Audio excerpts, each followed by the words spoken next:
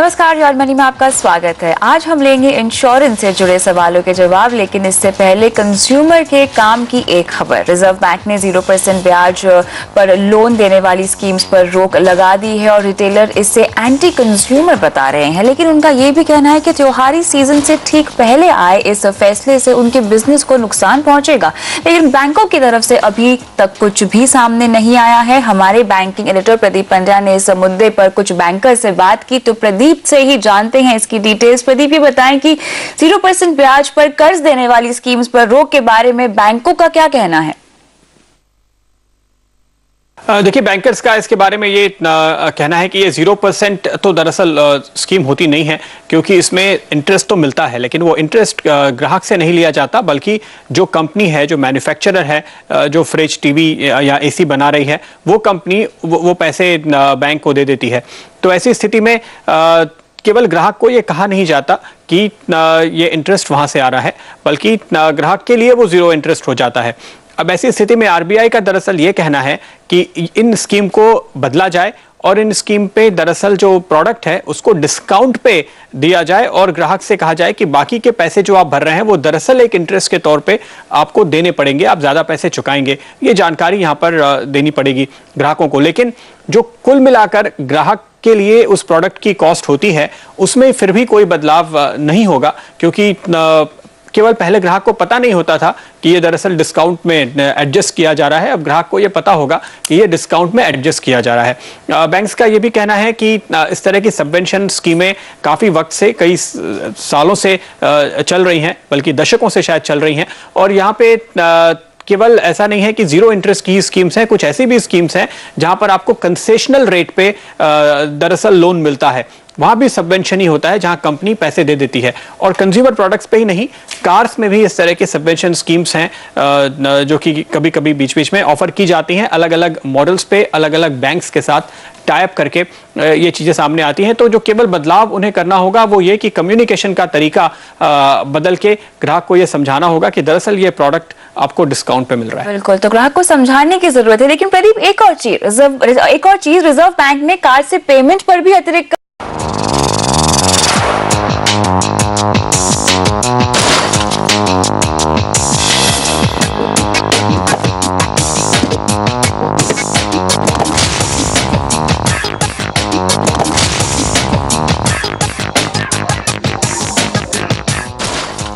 Your money में आज हमारा फोकस है इंश्योरेंस पर। सवालों के जवाब देंगे अपना पैसा.com के सीईओ हर्ष रुंगटा। हर्ष, आपका स्वागत है। शुरुआत करते हैं सवाल जवाब के सिलसिले के साथ। आशा का ईमेल आया है, 30 लाख का होम इंश्योरेंस लेना चाहती हैं ये, और पूछ रही हैं कि क्या होम इंश्योरेंस होम लोन की अवधि पूरी होने तक रखना चाहिए। इसके अलावा हर्ष बेटे और बेटी के लिए लाइफ इंश्योरेंस भी ये लेना चाहती हैं, और बेटे की उम्र 23 साल है और बेटी की 19 साल है। इंश्योरेंस किस कंपनी से लेना चाहिए, जानना चाहती हैं। तो सबसे पहले तो जो ये होम इंश्योरेंस बोल रही है, मेरे ख्याल से इनका होम लोन है और उसके लिए ये इंश्योरेंस लेना चाह रही है। तो आई थिंक क्लियरली इनको एक तो लाइफ इंश्योरेंस लेना चाहिए, टर्म इंश्योरेंस क्लियरली, ताकि अगर इन्हें कुछ हो जाता है तो इनके परिवार को वो लोन ना चुकाना पड़े। और क्रिटिकल इलनेस और अगर उसकी वजह से डिसेबिलिटी हो जाती है तो इनको भी ना चुकाना पड़े। तो क्लियरली ये सारी चीजें उनको जो है दिखाना, उनको ले लेनी चाहिए ये पॉलिसीज।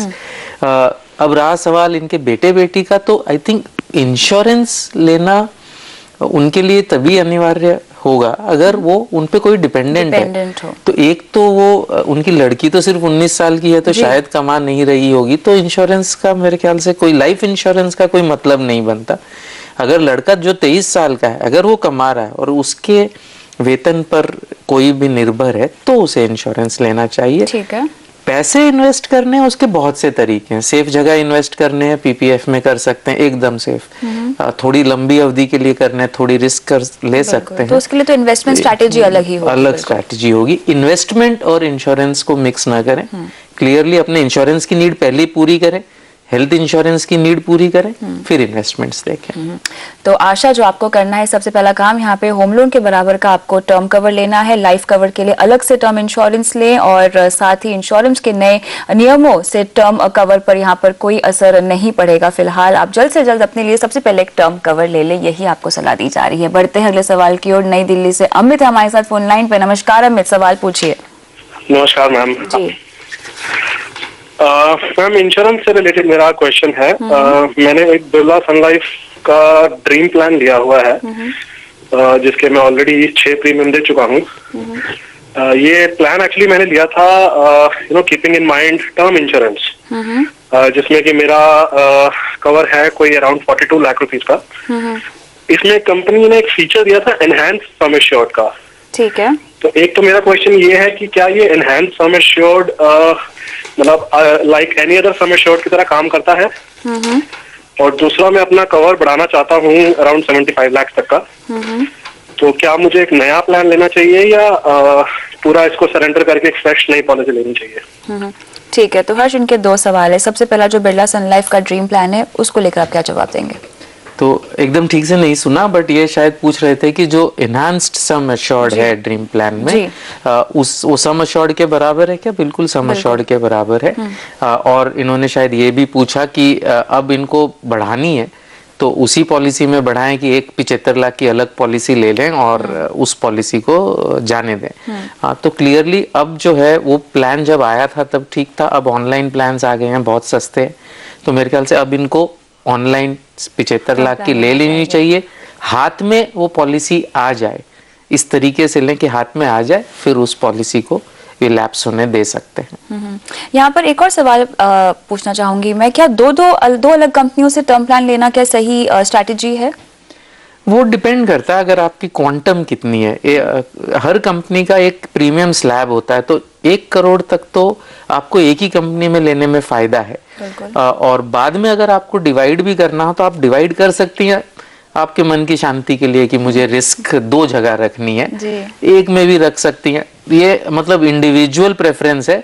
2 पॉलिसीज में भी डिवाइड कर सकती है with in the same company. 1 crore के ऊपर नॉर्मली 1 करोड़ का फाइनल स्लैब होता है। उसमें एडवांटेज ये होता है कि फ्यूचर में जैसे जैसे आपके असेट्स बढ़ेंगे, आपकी इंश्योरेंस रिक्वायरमेंट कम होगी, उस समय आप एक पॉलिसी को लैप्स होने दें, एक पॉलिसी को चालू रखें, ऐसा भी कर सकते हैं। तो डिवाइड करने में 1 करोड़ के ऊपर फायदा हो सकता है।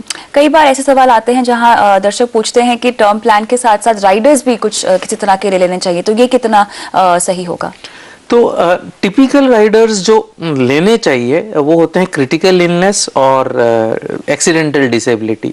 अनफॉर्चुनेटली जो ऑनलाइन टर्म प्लान्स हैं जो सस्ते हैं, उसमें कहीं भी अच्छा क्रिटिकल इलनेस अच्छा क्या है ही नहीं। जो है क्रिटिकल इलनेस वो वेवर ऑफ प्रीमियम है। तो क्रिटिकल इलनेस डिसेबिलिटी राइडर भी नहीं मिलता, एक्सीडेंटल डिसेबिलिटी भी नहीं मिलता। ऑफलाइन अगर आप कॉमन खरीदने जाएं, SBI स्मार्ट शील्ड है, कॉमन खरीद सकते हैं, लेकिन वो अगर आप अलग अलग खरीदेंगे वो ज्यादा सस्ता पड़ता है वर्सेस एक कॉमन ऑफलाइन खरीदने से। चलिए, इसी के साथ फिलहाल योर मनी में वक्त है ब्रेक का, लेकिन हम दे रहे हैं आपके सवालों के जवाब। आप बने रहिए हमारे साथ।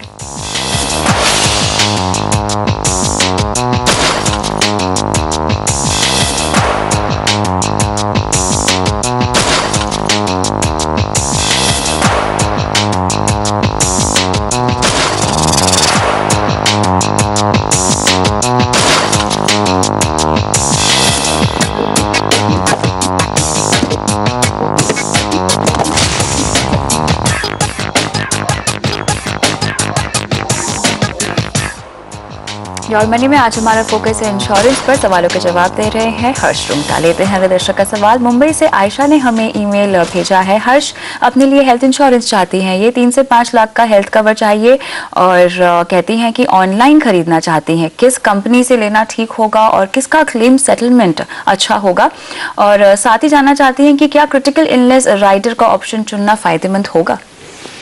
सो दोनों सवालों का अलग जवाब देते हैं। तो जहाँ तक ऑनलाइन का सवाल है, आई थिंक कई चीज़ें इनको देखनी है। अब क्लेम सेटलमेंट का जहाँ तक सवाल है, तो जो टाइप की डेटा हमें फॉर एग्जांपल लाइफ इंश्योरेंस में मिलती है, वैसी टाइप की डेटा अनफॉर्चुनेटली हेल्थ इंश्योरेंस में अभी तक अवेलेबल नहीं है।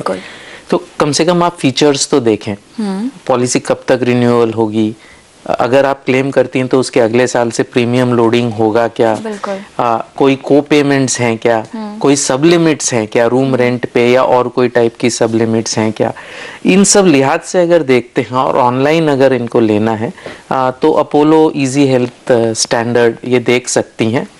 और उसको एक रीजनेबल प्रीमियम रखने के लिए 3 लाख का बेसिक कवर ले लें और एक 5 लाख का वो टॉप अप ले लें जिसमें 3 लाख का डिडक्टिबल हो। ये दोनों अगर वो ऑनलाइन लेंगी तो अगर उनकी उम्र 34 से कम है, शायद उम्र नहीं दी उन्होंने, करीबन 4,900 रुपए उनके अभी लगेंगे। टॉपअप को लेके यहाँ पे सवाल है, अगर मेरे पास कोई हेल्थ पॉलिसी नहीं है, मैं सिर्फ टॉपअप लेना चाहती हूँ, तो ये मुमकिन है? हाँ बिल्कुल मुमकिन है। तो टॉपअप एक इंडिपेंडेंट पॉलिसी है। समझो आपने सिर्फ टॉपअप लिया जी, तो अगर 3 लाख का डिडक्टिबल है, आपका बिल 4 आया, टॉपअप 1 लाख रुपया देगा आपको। और अगर बेस पॉलिसी है तो वो 3 लाख दे देगी, बेस पॉलिसी नहीं है तो वो आपको अपने जेब से भरना पड़ेगा। फीचर्स के लिहाज से कोई अंतर नहीं है? फीचर्स के लिहाज से कोई अंतर नहीं है, एक्सेप्ट फॉर द जो ये डिडक्टिबल है वो ऑब्वियसली टॉपअप का फीचर है। ठीक है, तो यहाँ पे इनको जो है 5 लाख का टॉपअप करा लेना चाहिए। और आई थिंक दूसरा सवाल इन्होंने कहा था क्रिटिकल इलनेस राइडर का। अब क्रिटिकल इलनेस क्यों चाहिए, तो ये आई थिंक इसको समझने में लोगों को काफी गलती है। अगर क्रिटिकल इलनेस किसे कहते हैं, ऑर्गन फेलियर हो गया, स्ट्रोक हो गया, अब उससे 2 तरीके के खर्चे होते हैं। एक तो जो मेरा हॉस्पिटल में खर्चा होगा, और दूसरा अगर मैं जो भी काम करता था, नौकरी करता था या मेरा बिजनेस करता था, वो बंद होने का चांस है या मेरी इनकम उसमें से कम होने के चांस है, उसके लिए मुझे एक मुश्त रकम चाहिए। तो पहला जो है हॉस्पिटल का खर्चा, वो एक रेगुलर मेडिक्लेम का हिस्सा है, वो मेडिक्लेम से कवर होना चाहिए। अगर आपको लगता है कि आपका कवर कम है तो ज्यादा ले लें। क्रिटिकल इलनेस इतनी अमाउंट होनी चाहिए जितनी आपकी लाइफ इंश्योरेंस है, ताकि एक मुश्त पैसा मिले। अब कोई भी हेल्थ इंश्योरेंस पॉलिसी में कोई बड़ी अमाउंट का क्रिटिकल इलनेस राइडर नहीं है, ये सेपरेटली लीजिए। अवीवा का क्रिटिकल इलनेस ऑनलाइन मिलता है, वो लीजिए अगर आप अर्निंग मेंबर हैं तो। अगर अर्निंग नहीं है तो शायद आपको क्रिटिकल इलनेस की जरूरत नहीं है। ठीक है, चलिए लेते हैं अगला सवाल। यहाँ गाजियाबाद से एसके सिन्हा ने हमें ईमेल भेजा है, इन्हें एजेंट ने ठगा है। मैक्स लाइफ शिक्षा +2 पॉलिसी में इन्होंने निवेश किया है, 50-50 हजार के 3 प्रीमियम्स भरे हैं, लेकिन फंड वैल्यू सिर्फ 65,000 ही है और एजेंट ने 14% रिटर्न का वादा किया था। अब ये पॉलिसी लेकर फंस चुके हैं, जानना चाहते हैं कि पॉलिसी कब सरेंडर करें ताकि कम से कम इनके प्रीमियम की रकम इनको वापस मिल सके। तो ये जो फंड वैल्यू बता रहे हैं ये हम थोड़ा रिकंसाइल नहीं कर पाए। तो पता नहीं इन्होंने कौन से फंड में किया है। उनका जो ग्रोथ फंड है, ग्रोथ फंड का परफॉर्मेंस इतना खराब नहीं रहा। अच्छा नहीं है लेकिन इतना खराब नहीं है। हाई एक्सपेंडिचर शुरू के ईयर्स में था, फिर भी इतना कम इनका अगर ये है तो ये शायद या तो कहीं गलती है, तो समझ में नहीं आ रहा। बिल्कुल। अब रहा सवाल कि करना क्या चाहिए, तो ये तो 5 साल के बाद ही सरेंडर वैल्यू मिलेगी। अब अगर ये चाहते हैं कि इसको कंटिन्यू ना करें तो इसका अगला प्रीमियम शायद जनवरी में ड्यू हो रहा है, उसको ना भरें तो 1 महीने बाद ये पॉलिसी डिसकंटिन्यू हो जाएगी। फंड वैल्यू एक डिसकंटिन्यूएशन पॉलिसी फंड में चला जाएगा और वो 5 साल जब पॉलिसी के पूरे होंगे उसके बाद आपको वो ब्याज के साथ 3.5 या 4% के ब्याज के साथ वो फंड वैल्यू, उसमें से 4,000 रुपए कटेंगे डिसकंटिन्यूएशन चार्ज, वो पैसे आपको मिल जाएंगे। इस पॉलिसी से निकलने के बाद कोई और इसी तरह की पॉलिसी में आप इनको सजेस्ट करेंगे निवेश करना? तो मेरे ख्याल से एक पहले सुनिश्चित कर लें कि इंश्योरेंस कितना चाहिए। उसके लिए जैसे हमेशा रहा है कि आप टर्म इंश्योरेंस लें। फिर अगर आपको इन्वेस्टमेंट करना है फिर वो तो डिपेंड करता है आपका इन्वेस्टमेंट स्ट्रैटेजी क्या होगा, डेट में कितना, इक्विटी में कितना, गोल्ड में करना हो तो अगर डेट में करना है तो अगर लंबी अवधि का है तो पीपीएफ में कर सकते हैं। जो एक स्टैंडर्ड इन्वेस्टमेंट स्ट्रैटेजी है, मिक्स ना करें। I think that is again and again वही सेम एडवाइस। चलिए, इसी के साथ हर्ष पल पर शुक्रिया आज शो पर आके तमाम सवालों का जवाब देने के लिए। और योर मनी में आज के लिए इतना ही, लेकिन आप बनी रहिए हमारे साथ। नमस्कार।